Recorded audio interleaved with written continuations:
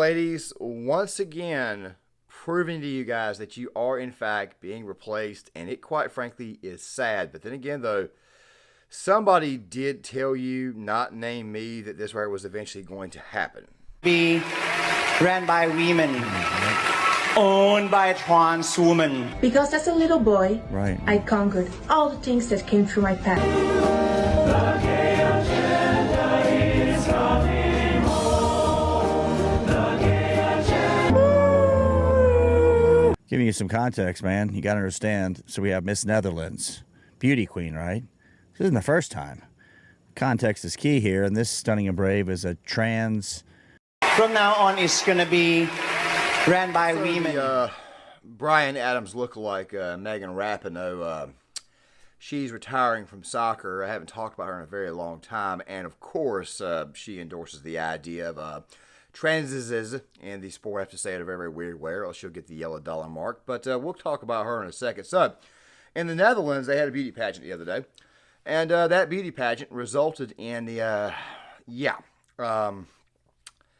this person here winning. Now, here's what's really screwed up. These are the photos of the person who won, and then now I'm showing you photos of a dark-haired girl who placed right behind this person. Yeah, it makes you almost wonder if the Dutch farmers had a legitimate gripe, not just about the government and the economy, but maybe they should have also been going for the social issues as well. Maybe that effort would have been a little bit more organized. But here's the deal. CNN got absolutely roasted for this right here. Of course, I'm showing you guys the headline. Of course, I'm also showing you guys the one on Instagram, and it was flooded with comments that you're about to see here. One guy pointed out that obviously the best man in the best woman in the Netherlands is obviously a man. But ladies, we've been talking about this for a while. We've been saying that they were trying to replace you on some level. Now, I'm going to go ahead and say this right now, and instead of telling you guys that you're being replaced, I'm just going to say the patriarchy obviously won. All these feminists have been anti-patriarchy, anti-man, all that type of stuff, but yet men are actually replacing them in their professions. So apparently the patriarchy obviously won here. Okay, now I understand this was a global thing. This was happening in the Netherlands, but obviously this type of crap right here needs to stop. However, though, it does give me an opportunity to talk about something that's much, much bigger. And, of course, when it goes to the world stage, it makes you honestly wonder if there are any good people left out there who will put a stop to this nonsense. But, obviously, as you guys can see, the Netherlands is pretty much gone. Yet, then again, at the same time, a lot of people are expecting them to have another type of Brexit movement. But I don't think that's going to happen, especially given the fact that the best woman in the Netherlands apparently ended up being a guy. Brings me to the Bryan Adams lookalike Megan Rapinoe. Guys, I don't know if you guys know this or not, but this is his term. Okay, this term that Yuri Bezmenov talked about a lot in his lectures, and the term was useful idiot. Now, basically, what a useful idiot is somebody who is practically not very bright, somebody who maybe espouses a certain ideology or whatnot, and then they turn right back around and they just continue to talk, go on and on and on about an issue. And of course, in the process of going on about the issue, people above said person allow this person to talk more because they realize that they're actually doing them a service by getting their agenda out there, whipping up the crazies, whipping up the left-wing loons, all that type of stuff there. Megan Rapinoe this entire time has been nothing more than a great big giant useful idiot, if you ask me. And obviously it's one that, quite frankly, they eventually got under control. I remember this person not only getting an ESPY, but then turning right back around during the ESPYs and attacking ESPN for giving her the ESPY, and then she decided to go on there and go on those anti-American, anti-male rants. I mean, and then they turned right back around and then made her a cover girl or a cover model for Victoria's Secret. Of course, Victoria's Secret, their CEO would eventually resign amid sales drops because, well, guess what? Women want to actually look sexy. And, of course, having women who are part of the body positivity movement, the trends, that obviously is not a good look. It obviously does not sell. Of course, women, they buy the lingerie for themselves. But also at the same time, though, having that allure for men is a bit of a bonus. But, of course, us men, we obviously love girls in lingerie. I will not sit here and hide it. I'm a very, very misogynistic straight white male. Well, not really misogynistic. Well, whatever the hell you guys might want to call it, because obviously somebody out there is going to obviously refer to me me as misogynistic, even though they don't really truly know me. But still, though, very, very much a straight white male, very, very much do love women.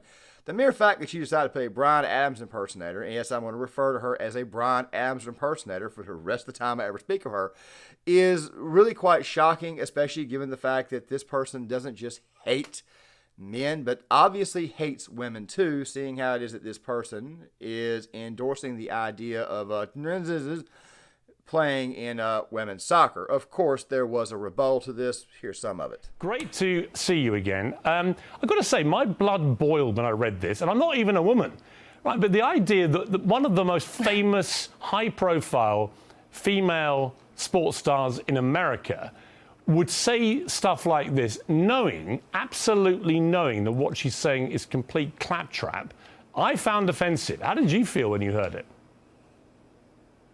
Well, not only is she just a high-profile athlete, she's actually someone who fought for women in sports. She fought for equal pay. She fought for equal access, equal resources, all of those things in comparison to the women's U.S. national soccer team, to the men's. And now she is undermining her fight entirely. And notice how earlier this week she announced her retirement.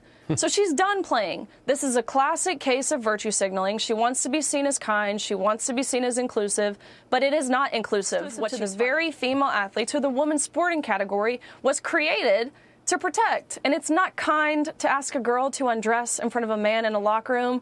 That is the exact opposite of kind. And she says she knows nothing about this happening. It's just not happening, she says. You are actual walking, breathing proof that this is happening. You competed against Leah Thomas, a 6'3" biological male, now trans woman. You've seen it firsthand how someone who was incredibly mediocre competing against other biological males suddenly becomes Superwoman when she competes against biological females. This is happening in almost every sport in the world. Why is Megan Rapinoe not aware of this? Is she walking around with a blindfold? Before we watch the rest of this, let me just go ahead and say this right now. When Piers Morgan is the orator of common sense and everything that is right about the situation and everything wrong about the situation, there's a problem. A lot of conservatives obviously cannot stand Piers Morgan because of all of his extremely bad gun takes. Of course, he would eventually be taken to a range, and he would get to have the fun that all of us 2A people obviously enjoy at the range, of course. And Piers is still very much the Brit who thinks that America is still some sort of like colonial nation subject to England when obviously we want our independence. But still, though, you got to give the man credit for at least making some points. But obviously, obviously Riley Gaines was there to make the most amount of points. Of course, she would continue to go further. Fact of the matter is that Megan Rapinoe, the Bryan Adams impersonator, the person who hates America, the person who, quite frankly, can't put her hand over her heart to the national anthem, the person who gives off the stone face vibes, the vibes of I'm too good for this place, I'm too good for this team. Same girl who obviously was very, very much involved in bullying her teammates into this stuff. After a while, the teammates eventually relented and said no to her nonsense. Maybe relented was not the word I need to use, but still, though, they obviously eventually said no to this nonsense, and it's probably going to be pretty embarrassing given this next round of USA Soccer when obviously she ends up getting rebuffed by the rest of her teammates. But then again, that we don't know. But the mere fact that she is retiring, thank God this person is gone. However, I do need to say this right here, though, and I've been alluding this entire time. Megan Rapinoe, the Bryan Adams impersonator, is nothing more than a good old-fashioned useful idiot. Let me go ahead and let the rest of her play, and I'll come back on the other side. She must be, because my story is not unique. It's happening every sport, every division, every level, in every state, all across the world, really, in every country. So to deny that is entirely disingenuous. It blows my mind. I could list 100 examples, seriously, off the top of my head. And me being in the position that I'm in, using my platform for this, I get those messages all the time, whether it's email, direct message from parents, athletes, coaches who feel silenced, who actually are effectively silenced. And they're doing it. They're silenced because of messages like Rapinoe's, who says you're a bigot if you think this, you're anti-trans if you think this. Well, look, the biggest reason why it is that I harp on this is because, quite frankly, and you're going to hear me say this again, there's a lot of women out there who have been working for a very long time to get somewhere in life. Some of these ladies, quite frankly, may be in a situation where they can't get they can't get the leg up of the field. It's kind of like the whole athlete trope, especially the black athlete trope, which, by the way, black women are definitely being affected by this as well, because obviously black people tend to be a little bit better in sports. Yeah, I know somebody's probably going to want to cancel me over this, but quite frankly, I really and truly don't care. I mean, if it's a bunch of turd balls trying to cancel you, I mean, if anything, you're just going to increase your street credibility and it's going to increase your legend status. Fact of the matter is this right here. A lot of ladies out there have been working for a very long time in this field to be successful. That right there being women's soccer, women's swimming, of course, women's sports as a whole, softball, all that type of stuff there. And of course, there are a lot of ladies out there that quite frankly take it seriously. And the Bryan Adams impersonator is obviously somebody who is not going to be playing in the sport anymore after this year. So you might have, it might have been best for you to actually endorse like actual like women, playing the sport itself, okay, rather than, But then again, like I said before, it's obviously it's pretty obvious at this point in time she was nothing more than a spokesman, bought and paid off.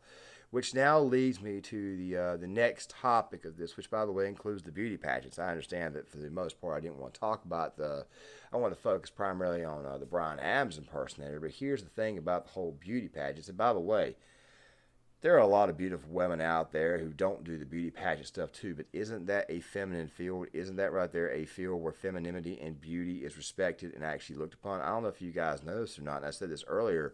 The person that they actually gave the award to, I guess to be woke, was not exactly what we call attractive. Teeth was messed up, all kinds of crap like that.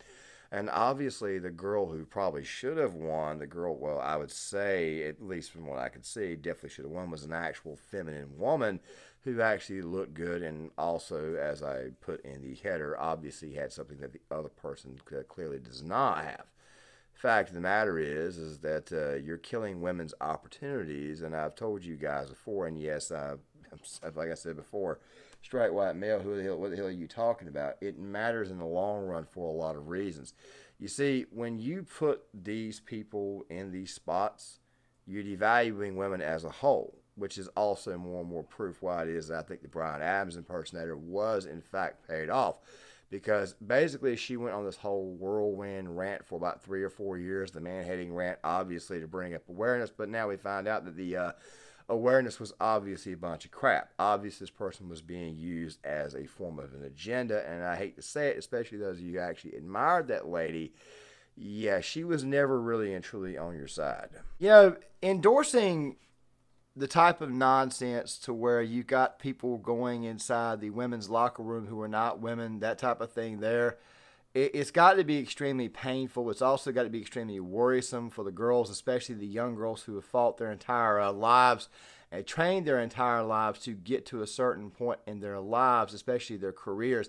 I mean, and the mere fact that this person who claimed to have fought for women's rights, women's equal pay, all that stuff there, was suddenly endorsed, which, by the way, makes me also wonder, are the transes, are they going to be fighting for equal pay? Do they get paid less? Do they get paid more? I mean, seeing how it is that they're not really, it just makes me wonder if they're going to get more money now. So it makes me almost wonder if maybe the whole effort was for nothing.